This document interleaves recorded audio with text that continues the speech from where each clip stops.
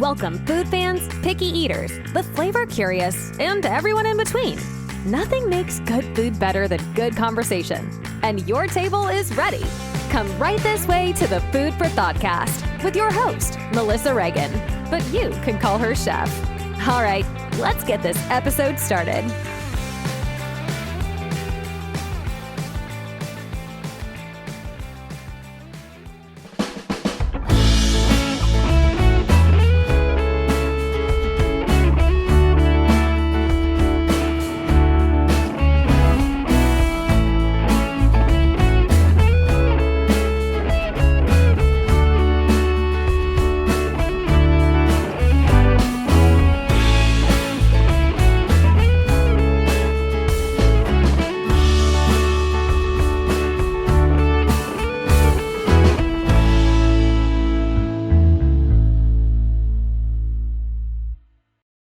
Hey there, food fans. Welcome back to the Food For ThoughtCast with me, your host, Melissa Reagan.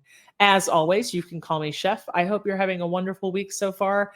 This week, I want to talk to you about food allergies. We'll do a little version of eat this, not that, food allergies. But first, a word about pasta. As a chef and a person who loves all kinds of food, I'm always looking for ways that I can emphasize quality over quantity without feeling like I'm missing out or depriving myself of the things that I love. And I love pasta. Carbonara, mac and cheese, primavera, cacio e pepe, you name it and I'm all about it. That's why I choose Bonza. Bonza is the pasta made from chickpeas, which means it has more protein, more fiber, and I believe more flavor than regular old pasta. Seriously, if you go in my pantry right now, there are 2 boxes in there awaiting their next culinary adventure. Bonza has over 12 different kinds of pasta, including penne, rotini, elbows, and cavatappi, which is my favorite, because all of those curves and ridges hold even more delicious sauce. Bonza also makes pizza crust, which tastes too good to believe that it comes from peas. You can find Bonza at Whole Foods, Target, and Walmart.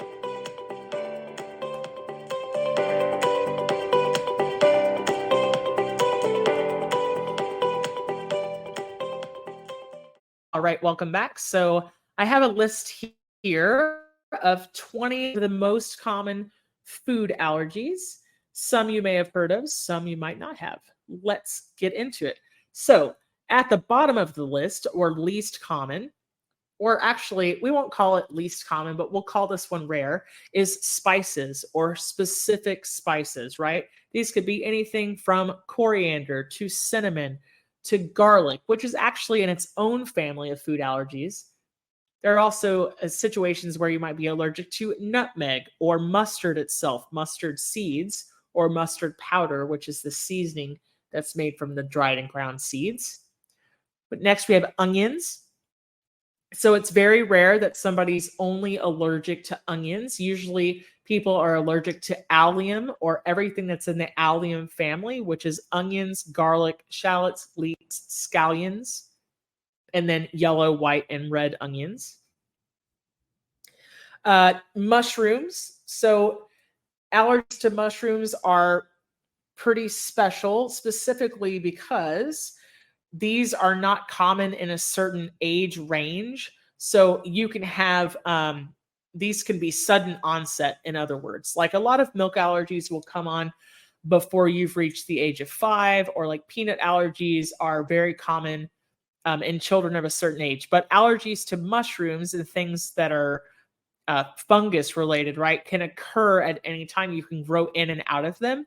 As with any food allergy, the symptoms might vary from mild to severe. So when we talk about food allergies, you could have an allergy that's so bad that you could die if you ingest any amount of the specific allergen, or it can occur on like a spectrum or a scale where one person might just get a runny nose or a headache or a slight rash from an allergen, and then all the way to anaphylactic shock and death.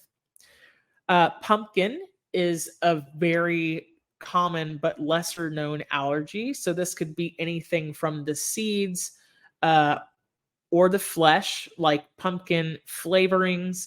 Now, not pumpkin spice. Pumpkin spice doesn't actually have pumpkin in it. It's just a blend of spices that are used to flavor pumpkin pie. Those are the warming spices, right?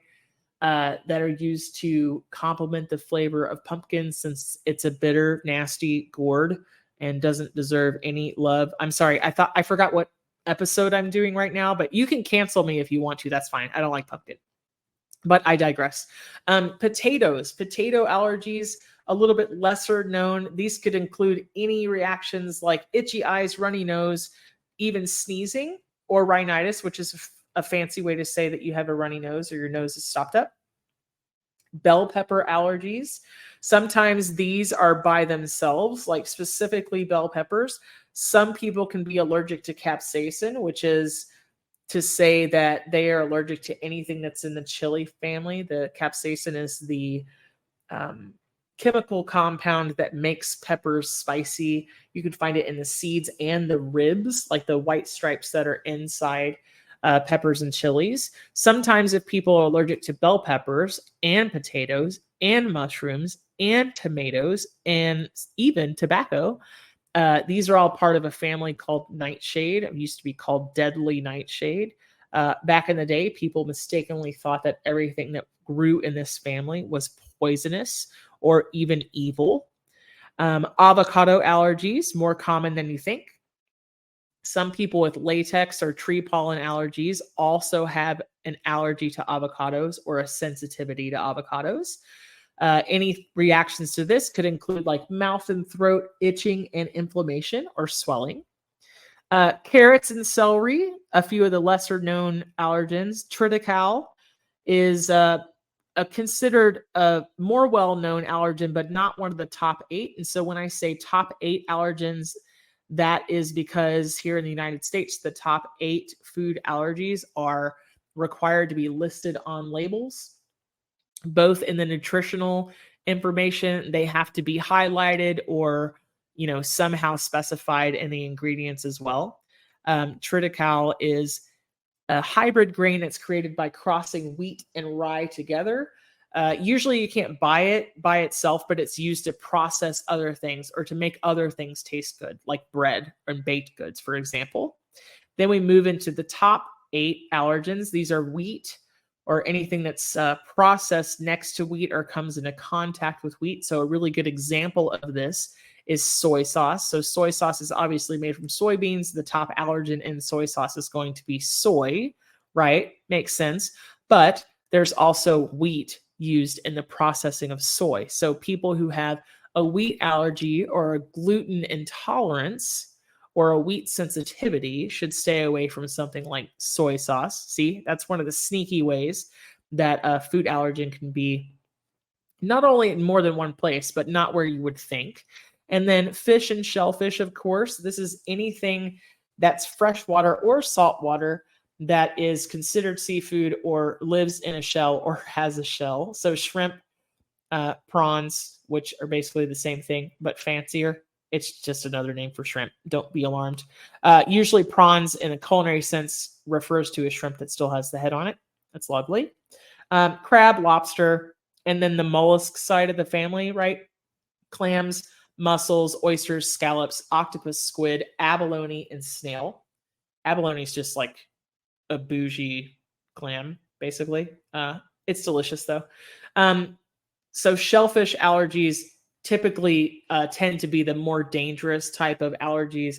It's listed in that top 8. And a lot of people who have a fish or shellfish allergy have it to the point where they could experience anaphylactic shock or death. Now, not to be a downer, but I do want to talk about how serious food allergies are, because I hope that, in this episode, I can show you or teach you or just enlighten some folks, right, about like, these are really serious things, even though some people experience less harmful side effects or allergic reactions, like on a scale or a spectrum of severity.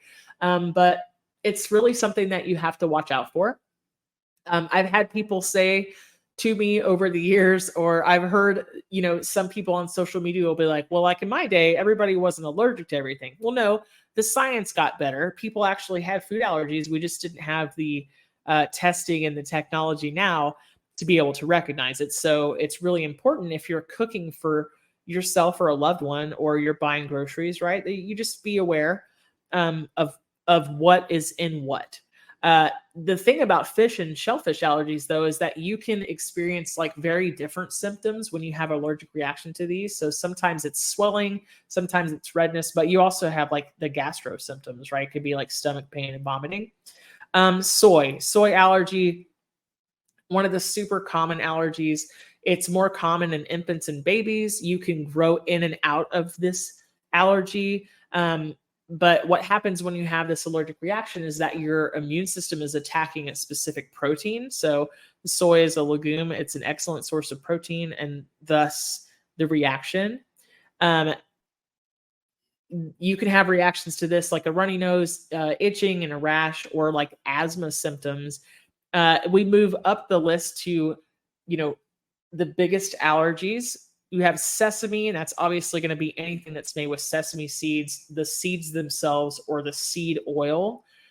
Tree nuts, which is your walnuts, almonds, hazelnuts, also called filberts, pecans, cashews, and pistachios. Sometimes pine nuts. It depends on how severe the allergy is. And then peanuts. Peanuts are actually a legume, not considered a nut, but a lot of people who have allergies to one set have allergies to the other.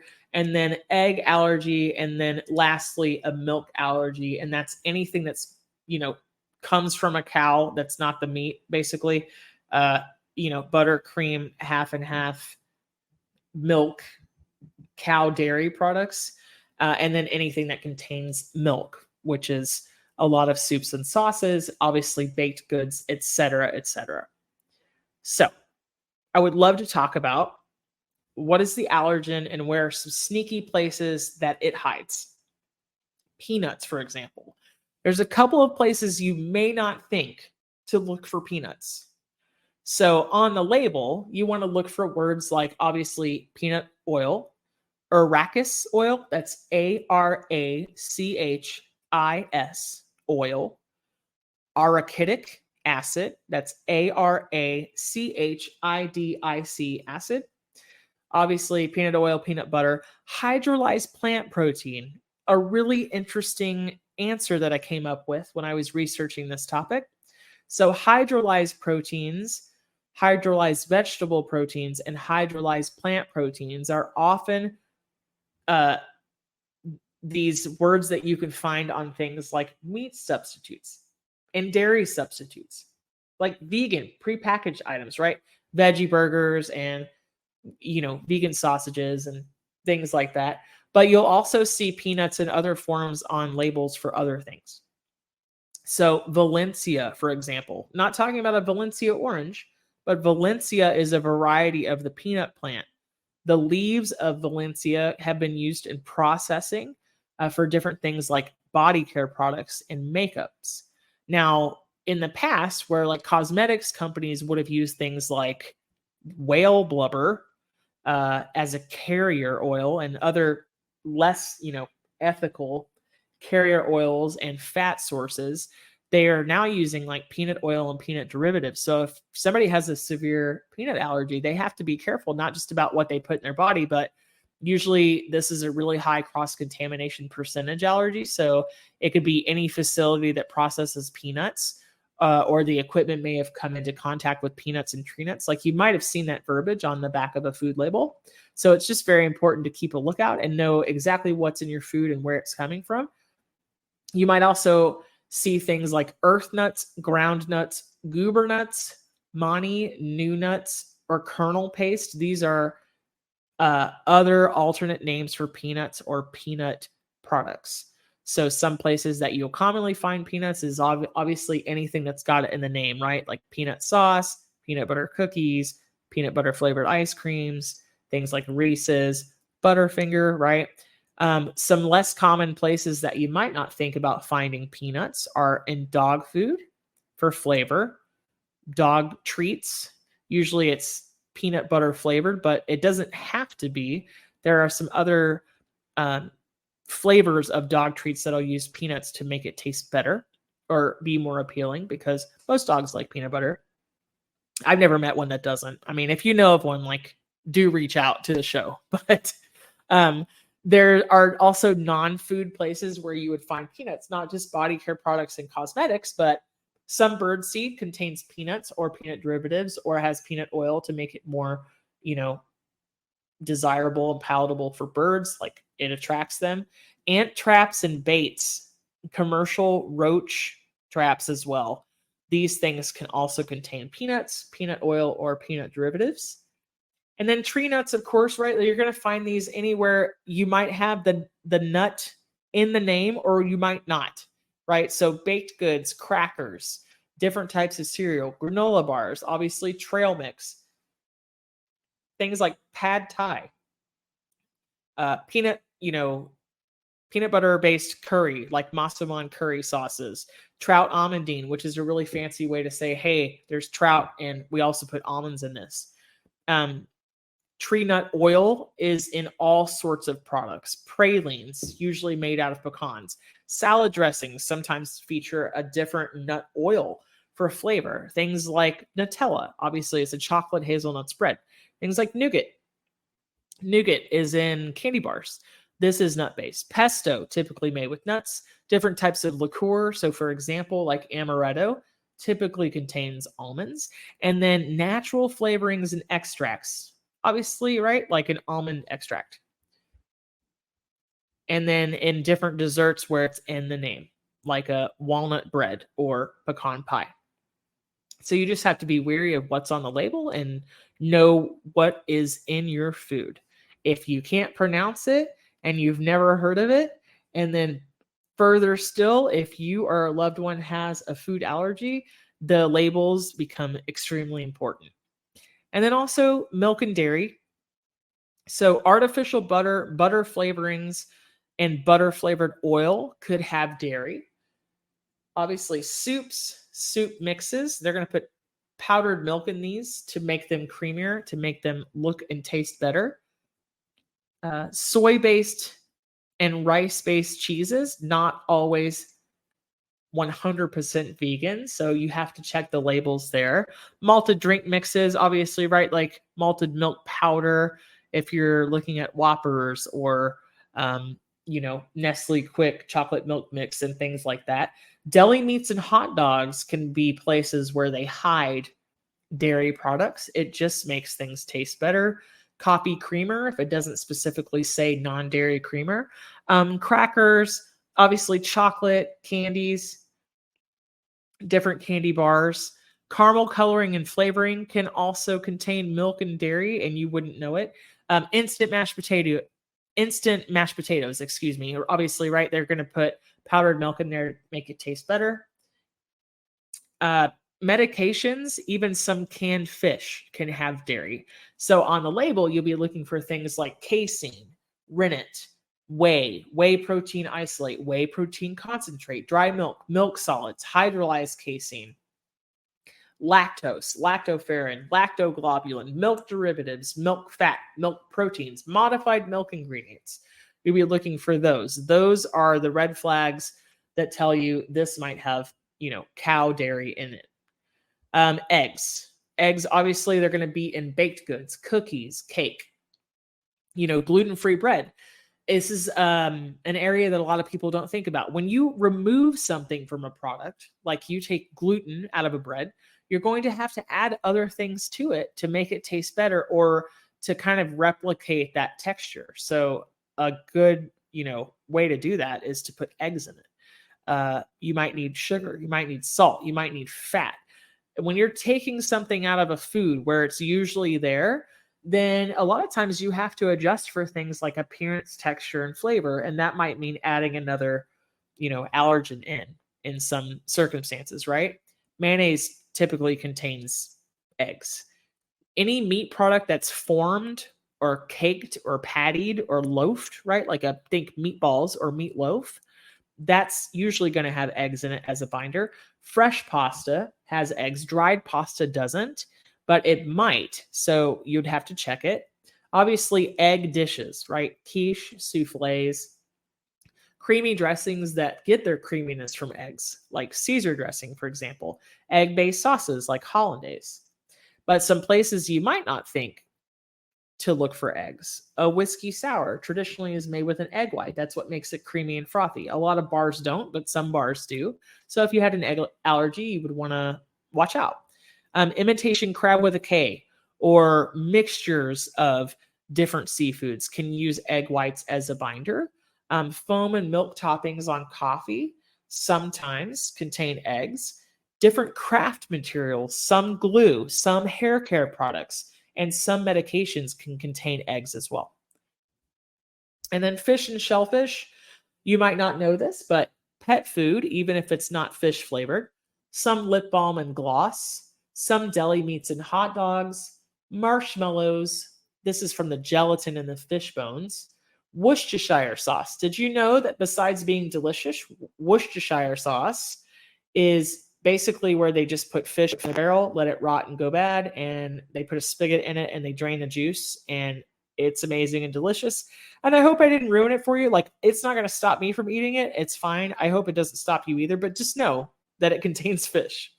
Obviously, glucosamine, some calcium supplements, and omega-3 supplements all have fish. Some places that you might not think to look, it's always with the artificial flavorings, artificial colorings, natural flavorings. That vague wording on labels is a really good hiding place for common allergens. And then if you have some of the more rare allergies, like to fruits and vegetables, things that are naturally colored or artificially colored or flavored are also hiding places for vegetable-based dyes and fruit-based dyes. So like think of things like yogurt, to get the color just right. They might be using the dye that comes from blueberries, not like a real blue. It's more of an indigo color. And then you have things like beets, obviously, or red cabbage. Those things can color your food a reddish or more purple. But if you have allergies to these, it's just really important to know what they're used to color. And then soy seems like a really obvious, allergen that you would be able to find in everything by just looking at the label, but it's not always true. You have to know a lot about what soy is used in and how it's used in processing. It is in virtually everything we touch and eat, kind of like corn. So corn is also a more rare food allergy, but it does exist.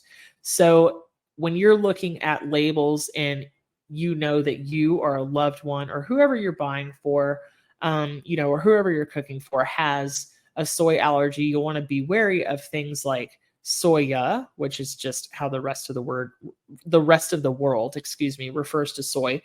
Soy protein isolates and concentrates. So this would be in things like vegan protein powders and meat substitutes. Vegetable protein or textured vegetable protein usually has soy in it. Soy flour, obviously, but also on the label, things like MSG. This can be processed with soy. So there are a couple seasonings out there. There's some really great seasoning blends, right, that have MSG in them, like adobo or accent, that can make your food taste really amazing, but not so amazing if you have a soy allergy. Garbanzo beans are heavily processed alongside soybeans in a lot of cases. So if somebody has a soy allergy, probably best to cook garbanzo beans, or you might know them as chickpeas, from dry in your own home so that you can verify that no soy touches them. Edamame is the actual term for the soybeans itself in Japanese. So if you see that on a label, it has soy.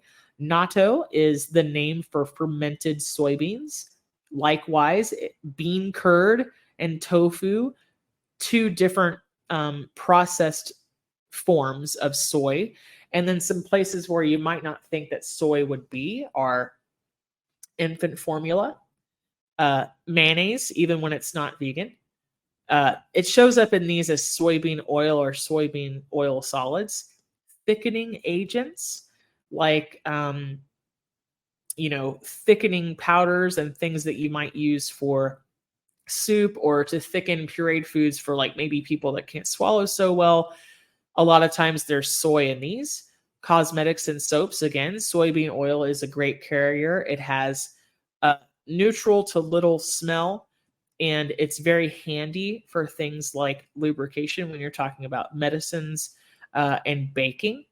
And then tempeh is another form of, it's kind of like, think of it as a less processed tofu.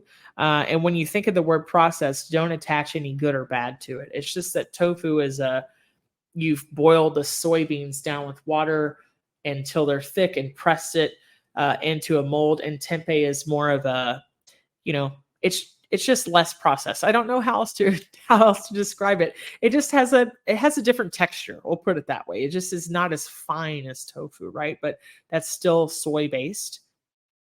And then of course, every vegan fish and meat substitute.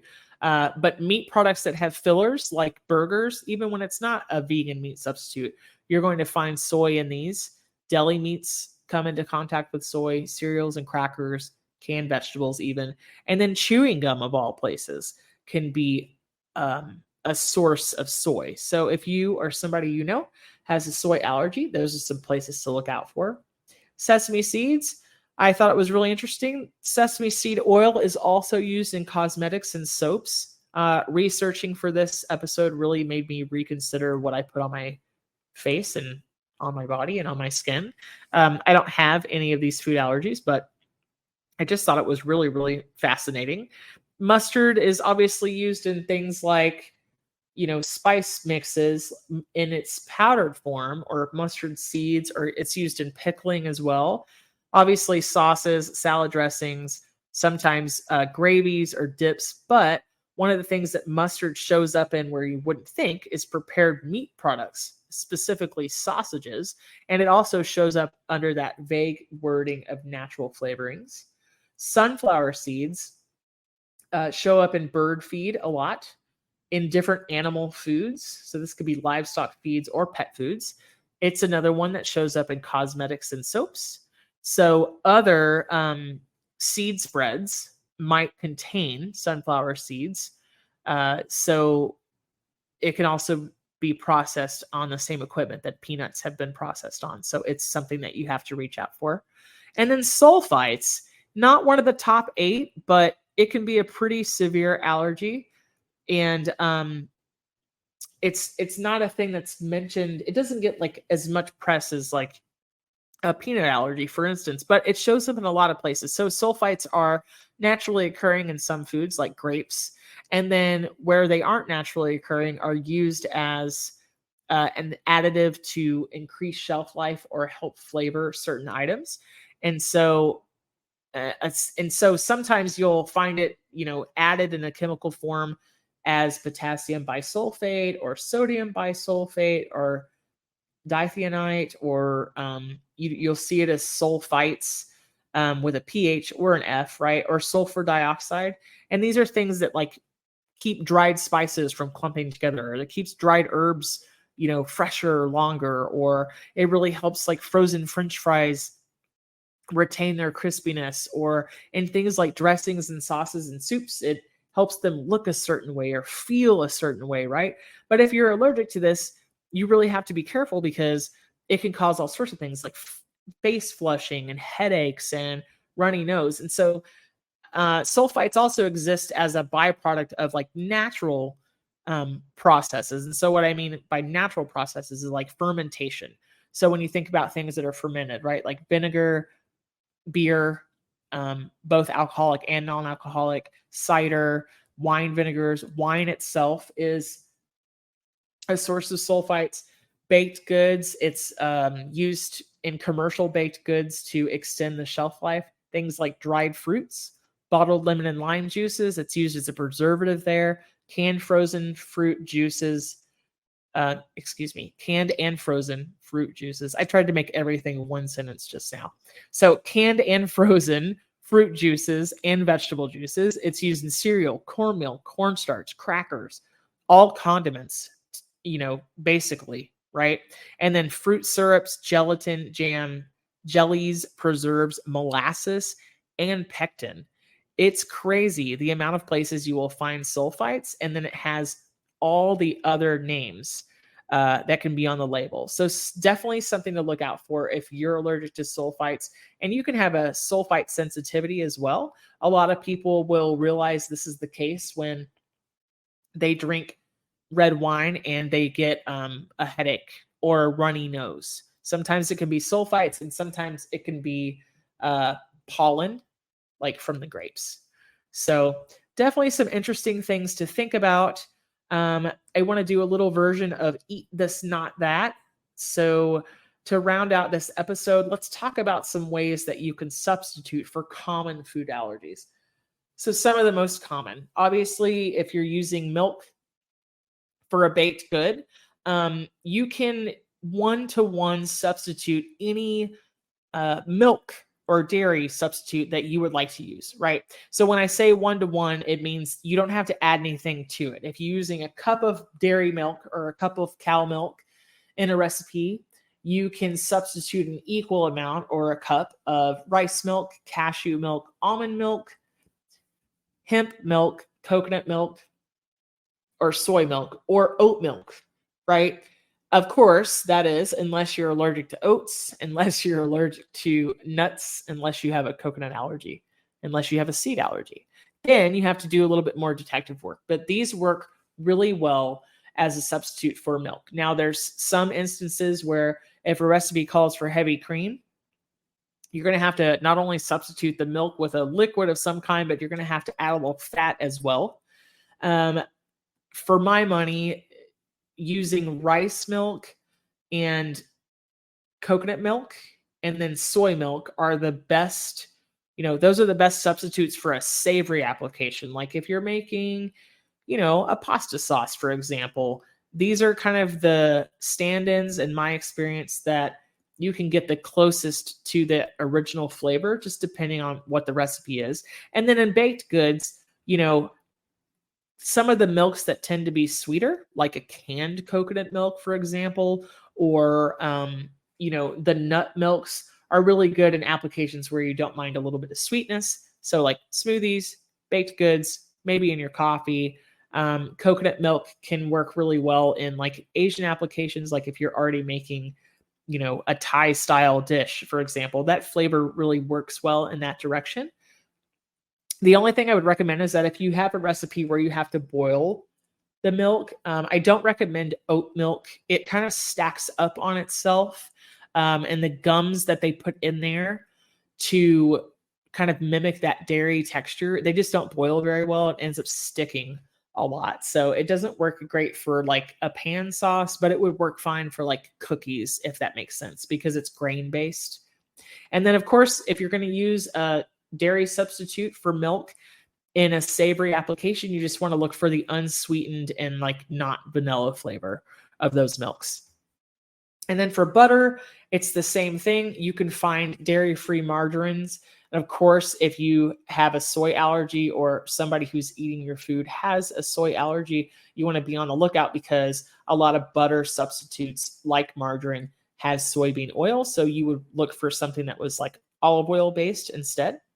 Coconut oil is also a great butter substitute, but again, you want to look for like an extra virgin kind, or that doesn't really apply to coconut oil, but they're going to use that grading system anyway. And so kind of like olive oil, you want to get one that's more refined that has less coconut flavor. And then for things like yogurt, there's soy yogurt out there, coconut yogurt, almond yogurt, cashew, and then like PEA based yogurt. These are all really, really good substitutes. The pea based is going to be your most expensive. The soy is going to be your least expensive. Then obviously if somebody has a nut allergy or a soy allergy or a coconut allergy, then maybe you just, yogurt is not an option. Maybe that just comes off the menu because it's going to be very hard outside of that to get any kind of, substitute that's going to work well enough. And then for cheese, a lot of vegan cheeses are made with nuts and soy. So if you don't have a nut or soy allergy, there are some incredible vegan cheese options out there if you can't have dairy or you're just trying to eat less. For eggs, you have a couple of different options. You can use 1/4 cup of unsweetened applesauce, and you can mix it with 1/2 teaspoon of baking powder. This is going to be for 1 egg in a recipe. Now, if you're making something where you're like, applesauce doesn't make sense, it's going to make it taste weird. Okay. Then you have a couple of other options, right? Like you have 1/4 cup of mashed banana. But obviously, you don't want all your baked goods to taste like banana. You can also do this with pumpkin puree. You can do it with a sweet potato as well. Now, this is going to be for situations where you're using the egg, to soften something or to make something smooth or creamy, right? That doesn't really work with every baking recipe. Sometimes you need eggs because you're helping leaven something, you're helping make something rise. So, the best substitute in that instance is a flax egg. A flax egg is a tablespoon of ground flax seeds with 3 tablespoons of water. Mix it all together. It'll start to gel and it's going to get kind of gloopy like an actual egg. You want to let it wait for like 10 minutes. And so that's the equivalent of 1 egg. So if you had 4 eggs in a recipe, you would just multiply that times 4. I do not recommend buying flax seeds whole.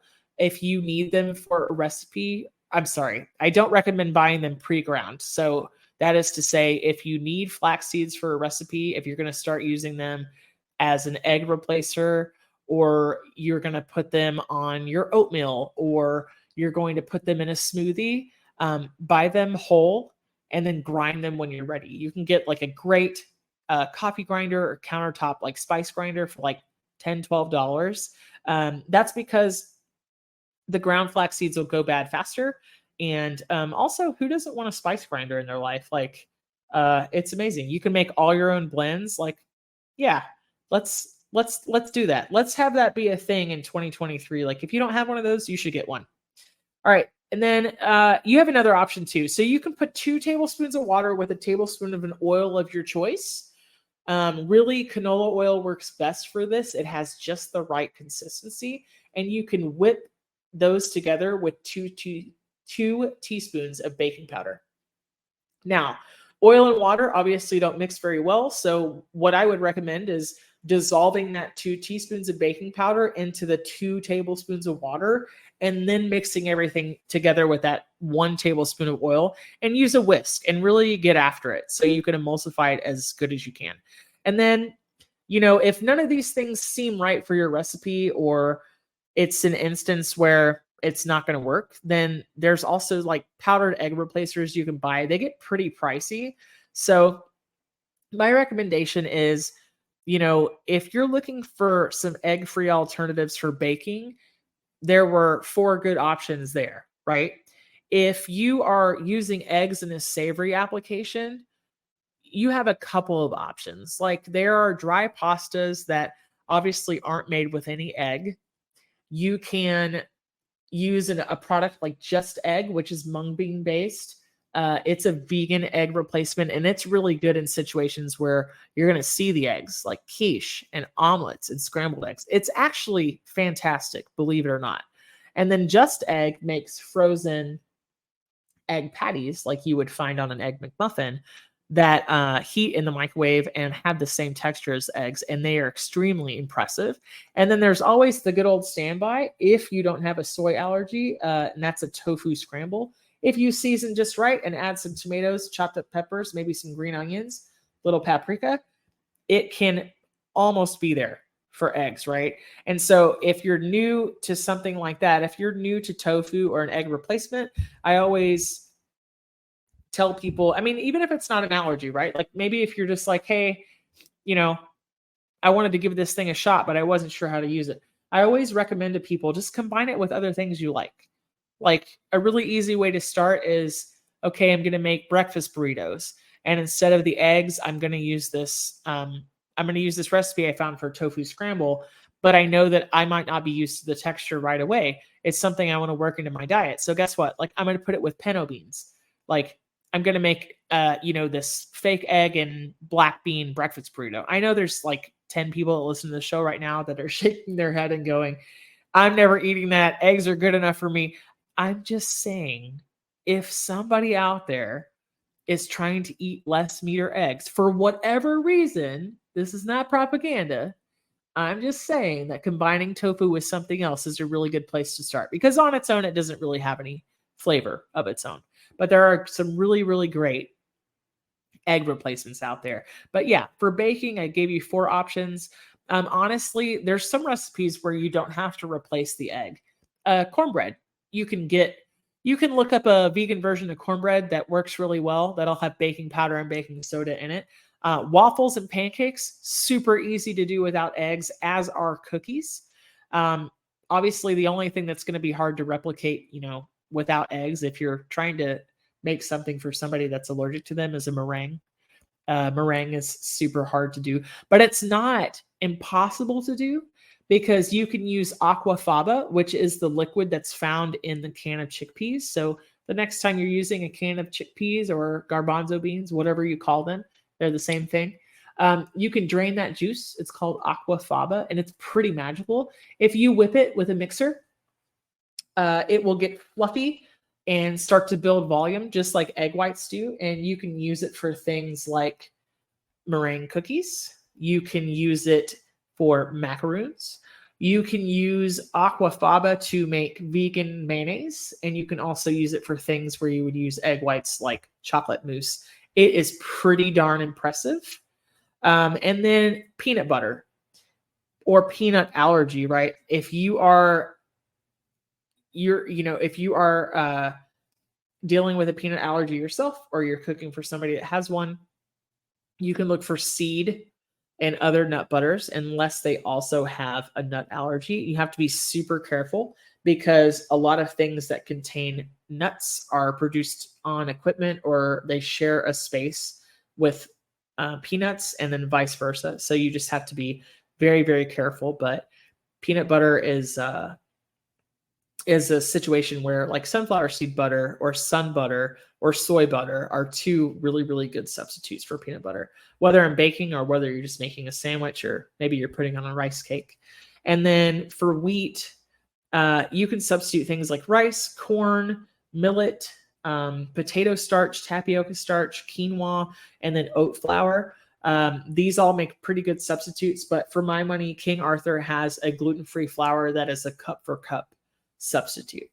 So that was the Food for ThoughtCast version of Eat This, Not That. I hope that today's episode has been interesting at the very least, and then at the very best has helped educate you and illuminate your world concerning allergies. If you have a food allergy, I hope I've given you some helpful suggestions, or at least some food for thought. As always, sound off. If you have food allergy questions related to recipes or cooking, I would love to help you out. Just let me know. That's a wrap for today. Until the next episode of the Food for ThoughtCast, make good food, eat good food, share it, and be kind to one another. Thanks so much for listening today. You are part of what makes us special, and we are so glad you joined us. Don't forget to rate, subscribe, and leave a review. Just like food, delicious podcasts are better when you share them with others. Come back for seconds wherever podcasts are served, and we'll catch you in the next episode of the Food for ThoughtCast.